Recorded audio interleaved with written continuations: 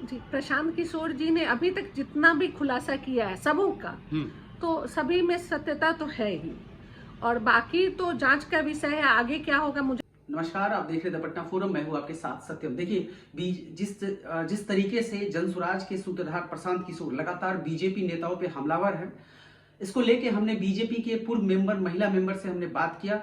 वो बीजेपी में अच्छी पोस्ट को होल्ड करती थी, लेकिन अब वो बीजेपी क्यों छोड़ रही हैं और क्यों जनसुराज का दामन थाम चुकी हैं। हालांकि जनसुराज में अब उनको क्या पोस्ट मिलेगा ये आने वाला वक्त बताएगा, लेकिन बीजेपी को छोड़ने की आखिर वजह क्या है, इतने सालों बीजेपी में देने के बाद वो बीजेपी को क्यों छोड़ रही है, सारी बातें हम चर्चा करेंगे। और बने रहिए। जिस तरीके से मंगल पांडे पे गंभीर आरोप लगाए हैं प्रशांत किशोर ने, चाहे एम्बुलेंस घोटाला की बात हो या दिल्ली में कोरोना टाइम में फ्लैट खरीदने की, करोड़ों के फ्लैट खरीदने की बात हो, या फिर किशनगंज में एक मेडिकल कॉलेज को सत्यापन करने की बात हो, सारी चीजों पे हमारी नजर है। हम उनसे बात करते हैं, जुड़े रहे हमारे साथ। विनीता मिश्रा जी, आप एक बात बताइए कि कल मंगल पांडे पे जिस तरीके के आरोप लगाए गए जनसुराज के सूत्रधार प्रशांत किशोर के द्वारा, कैसे आप देखती हैं? जी, प्रशांत किशोर जी ने अभी तक जितना भी खुलासा किया है सबों का, तो सभी में सत्यता तो है ही, और बाकी तो जांच का विषय है, आगे क्या होगा मुझे नहीं पता है। लेकिन जो आरोप उन्होंने लगाया है, तो उसपे जो इन लोगों की तरफ से जो बयान आया है वो संतोषजनक, तो संतुष्टि देने वाला तो है नहीं।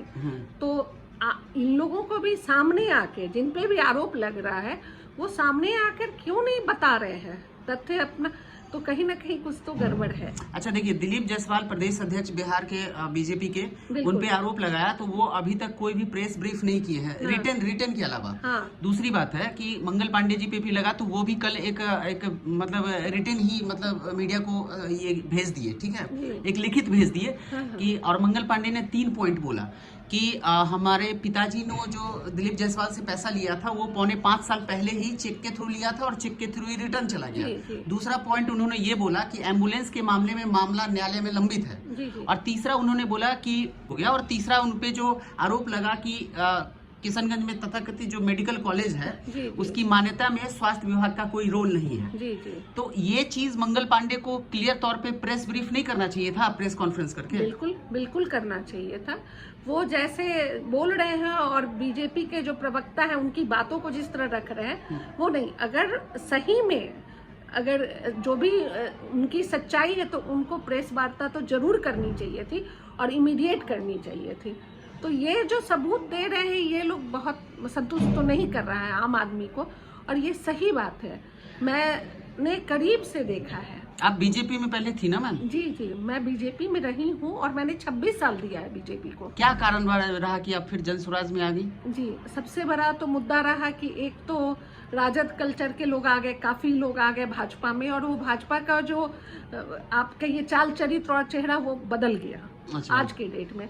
और दूसरा सबसे बड़ा कारण यही था कि भ्रष्टाचार बहुत बड़ा मुद्दा है, और भ्रष्टाचार से आम जनता जो त्राही कर रही है, इस चीज पे मैंने कई बार वहां आगाह करने की कोशिश की कि आम जनता का काम नहीं हो रहा है, नाराजगी है, तो लोगों ने उसे बहुत हल्के तरीके से लिया। और प्रशांत जी का जिस तरह से आगमन हुआ बिहार के लिए, और एक बिहारी जो सिर्फ बिहार के लिए सोच रहा है, तो उनका जो ये मुझे बहुत प्रभावित कर रहा था। शुरू से मैं उनको लगातार फॉलो कर रही थी, उनकी बातों को सुन रही थी, और सही में जो बिहार का दर्द है, हर इंसान का दर्द है, और आज जो वो बोल रहे हैं ना कहीं लगता है कि जनता की आवाज है। प्रशांत ने बार बार एक बात बोला है कि आने वाले समय में जो भी लोग दगादार हैं या जिन्होंने घोटाला किया है उनको बख्शा नहीं जाएगा, चाहे वो जात के हों, और मैं जात और भात नहीं मानता हूँ। हाँ, एकदम यही होना चाहिए, यही होना चाहिए। समाज में लोगों को समझना चाहिए। और सबसे बड़ी बात है, यूथ जो आजकल के हैं वो किसी भी जाति धर्म के हैं, मैं तो सबों से बात करती हूँ, सबको समझने का कोशिश करती हूँ, सब प्रशांत के साथ है। उनमें भी ये गुस्सा है जो भ्रष्टाचार और सिस्टम का जो फेलियर है जो बिहार सरकार का, उसके लिए हर जाति के लोग, हर धर्म के लोग उससे परेशान हैं, और उस चीज का गुस्सा है लोगों में। तो एक ये नहीं मिल रहा था, अभी प्रशांत जैसे आए तो लगातार जो शासन में रहा है तो उसका विकल्प राजद नहीं हो सकता था। तो एक बेचैनी थी लोगों में कि मतलब कोई ऐसा आए जिसके जरिए हम लोग जुड़े। तो ये चीज प्रशांत जी का सबों को कनेक्ट करता है। नीतीश कुमार जी को लेकर प्रशांत किशोर लगातार हमलावर हैं। वो बोले हैं कि अब वो स्थिति में नहीं है माननीय मुख्यमंत्री, जो पहले उनका एक रुतबा था, तो अब उनको पद से त्याग देना चाहिए, पद को त्याग देना चाहिए और नए लोगों को मौका देना चाहिए। बिल्कुल, उनका मानसिक स्वास्थ्य भी ठीक नहीं है और जिस एज में वो है ये सामान्य सी बात है।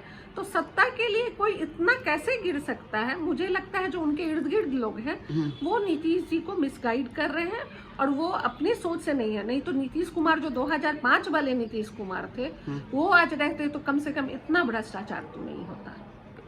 आगामी जो आम चुनाव होने वाले हैं, बिहार विधानसभा चुनाव, इसमें लोगों को किस चीज को लेके वोट करना चाहिए, किस मुद्दे को लेके करना चाहिए और पार्टी का सिलेक्शन कैसे करें? लोग तो जातियों में बटे हैं, धर्म में बटे हैं, संप्रदाय में बटे हैं, मोहल्ले में बटे हैं, कैसे करें? नहीं, अभी तो देख रही हूँ जनता जिस तरह से जागरूक हो रही है तो उनको तो अब इन चीजों के लिए नहीं, अब मुद्दा हो गया पलायन, अब मुद्दा है भूखमरी, भ्रष्टाचार, ये मुद्दे बन रहे हैं और जनता को अब इसके लिए सोचना होगा। वो जो बिहारी हम लोग बाहर जाके गाली सुनते हैं तो उसको अपने बिहार के लिए अब सोचने का समय है और बहुत सोच समझ के वोट देने की आवश्यकता है। और मुझे लग रहा है जो यूथ है उनमें तो ये सोच है। ठीक है, उनके माता पिता जिस भी दल को वोट देते रहे हो, लेकिन अभी का जो युवा है वो प्रशांत जी के साथ। ठीक है, धन्यवाद।